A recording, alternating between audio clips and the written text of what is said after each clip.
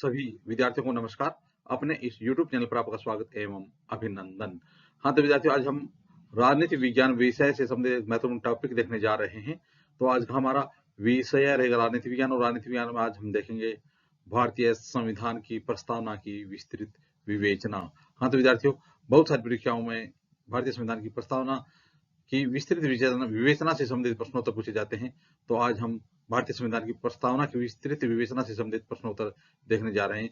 तो शुरू करते हैं विद्यार्थियों आज का वीडियो।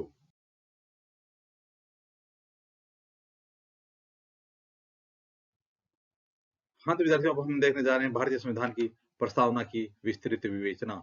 तो भारतीय संविधान की प्रस्तावना की विस्तृत विवेचना में सबसे पहले हम देखते हैं घोषणात्मक भाग। कौन सा भाग है? घोषणात्मक भाग। तो देखिए, घोषणात्मक भाग में क्या दिया गया है? घोषणात्मक भाग में सबसे पहले दिया गया है हम भारत के लोग। हम भारत के लोग। तो हम भारत के लोग, इसका मतलब क्या है? तो इसका मतलब है कि संविधान के निर्माताओं के अनुसार संप्रभुता अंततः जनता में निहित है। तो अंततः संप्रभुता किस में निहित है? जनता में निहित है। हम भारत के लोग, इसका मतलब है कि जो संप्रभुता है वो अंततः जनता में निहित है। इसके अलावा देखिए विद्यार्थियों, भारतीय संविधान का स्रोत भारत की जनता है। तो जो भारतीय संविधान बनाया गया, तो उस भारतीय संविधान का स्रोत क्या है? भारत की जनता है। अर्थात जनता के चुने हुए प्रतिनिधियों द्वारा संविधान का निर्माण किया गया। तो जनता के चुने हुए प्रतिनिधियों की सभा द्वारा संविधान का निर्माण किया गया। इसलिए कहा गया कि हम भारत के लोग, यानी जो संविधान के निर्माताओं के अनुसार संप्रभुता अंततः जनता में निहित है। हाँ, तो विद्यार्थियों, अब हम देखते हैं उद्देश्य भाग। संविधान के उद्देश्य भाग में किसका विवरण मिलता है? तो देखिए, सबसे पहले दिया हुआ है संपूर्ण प्रभुत्व। संपूर्ण प्रभुत्व संपन्न। तो संपूर्ण प्रभुत्व संपन्न का मतलब क्या है? संपूर्ण प्रभुत्व संपन्न का मतलब है कि भारत आंतरिक और विदेशी मामलों में किसी अन्य विदेशी शक्ति के अधीन नहीं है। यानी भारत आंतरिक और बाह्य रूप से पूर्ण रूप से स्वतंत्र है। पूर्ण रूप से स्वतंत्र है। भारत आंतरिक व बाह्य रूप से किसी देश के अधीन नहीं है। उद्देश्य भाग में आगे दिया गया समाजवाद। क्या दिया गया है? समाजवाद। तो देखिए विद्यार्थियों, समाजवाद शब्द को 42वें संविधान संशोधन 1976 द्वारा जोड़ा गया था। तो समाजवाद शब्द भारतीय संविधान की प्रस्तावना को जोड़ा गया 42वें संविधान संशोधन 1976 द्वारा जोड़ा गया। तो समाजवाद का मतलब क्या है? तो इसमें समाज के कमजोर और पिछड़े वर्गों के जीवन स्तर को ऊंचा उठाने की और आर्थिक विषमता को दूर करने का प्रयास करने की लिए मिश्रित अर्थव्यवस्था को अपनाया गया है।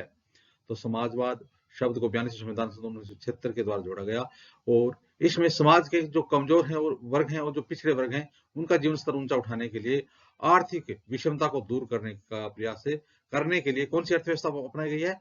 मिश्रित अर्थव्यवस्था अपनाई गई है। इसके अलावा उद्देश्य भाग में क्या दिया गया है? पंथ निरपेक्षता। क्या दिया गया है? पंथ निरपेक्षता। तो पंथ निरपेक्षता का क्या मतलब है? तो देखिए विद्यार्थियों, पंथ निरपेक्षता 42वें संविधान संशोधन के द्वारा 1976 में जोड़ा गया। तो जिस प्रकार से समाजवाद है वो 42वें संविधान संशोधन 1976 के द्वारा जोड़ा गया, उसी प्रकार से पंथ निरपेक्षता शब्द है वो भी संविधान संशोधन 42वें संविधान संशोधन 1976 के द्वारा जोड़ा गया। और पंथ निरपेक्षता का मतलब क्या है? तो पंथ निरपेक्षता का मतलब है कि भारत धर्म के क्षेत्र में न धर्म विरोधी है और न ही धर्म का प्रचारक है। तो पंथ निरपेक्षता का मतलब है कि भारत धर्म के क्षेत्र में न तो धर्म का विरोधी है और न ही धर्म का प्रचारक है, बल्कि वह तटस्थ है जो सभी धर्मों के साथ सम्मान व्यवहार करता है।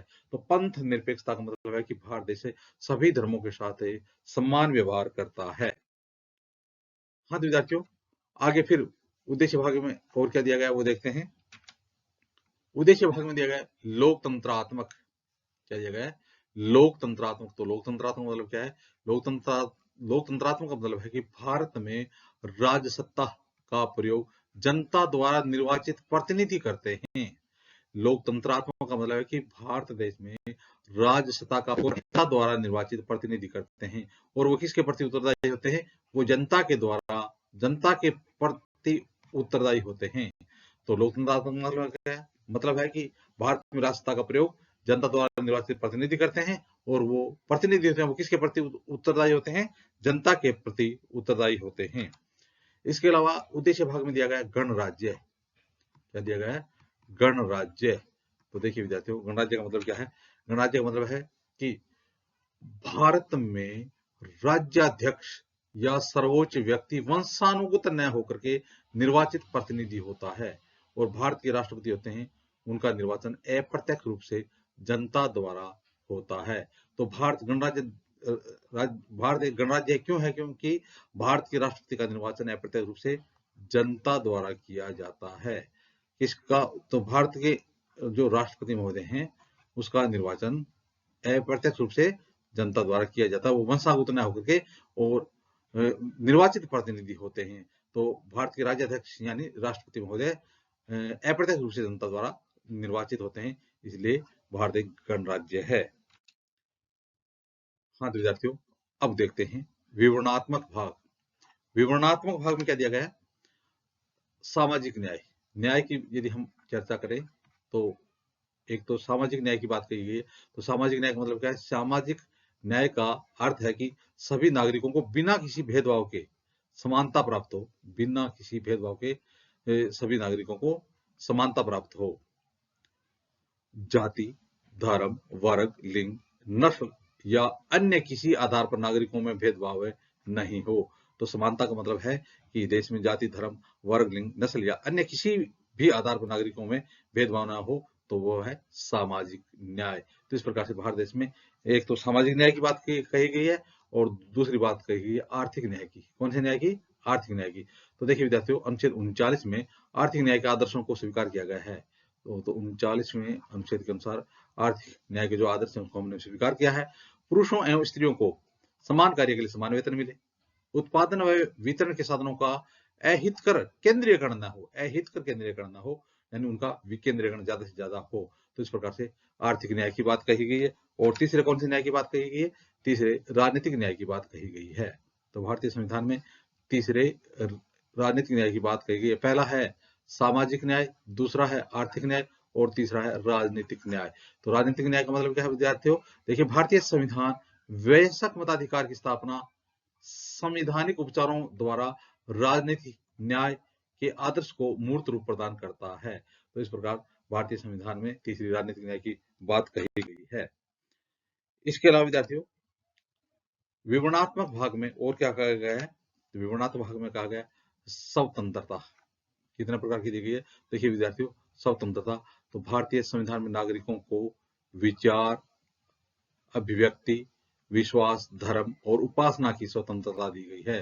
तो भारतीय संविधान में नागरिकों को विचार, अभिव्यक्ति, विश्वास, धर्म और उपासना की स्वतंत्रता प्रदान की गई है। इसके अलावा विद्यार्थियों, समानता तो कितने प्रकार की समानता का यहाँ पर जिक्र किया गया है। तो देश के सभी नागरिकों को प्रतिष्ठा और अवसर की समानता प्रदान की गई है। तो देश के सभी नागरिकों को किस प्रकार की समानता की बात कही गई है?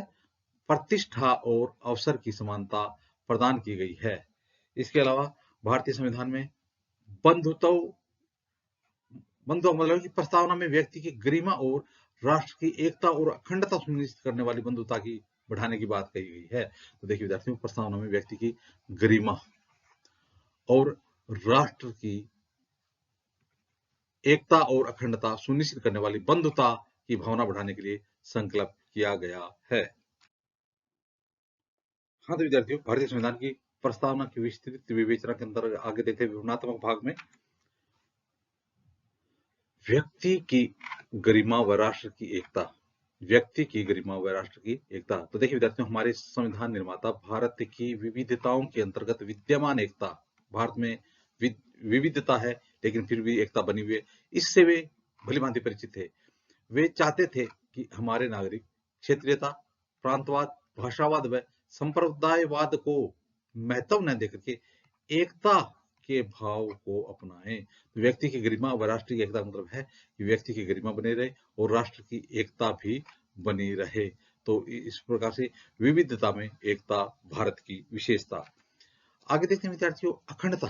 तो देखिए विद्यार्थियों 42वें संविधान संशोधन द्वारा उद्देशिका में अखंडता शब्द को सम्मिलित किया गया।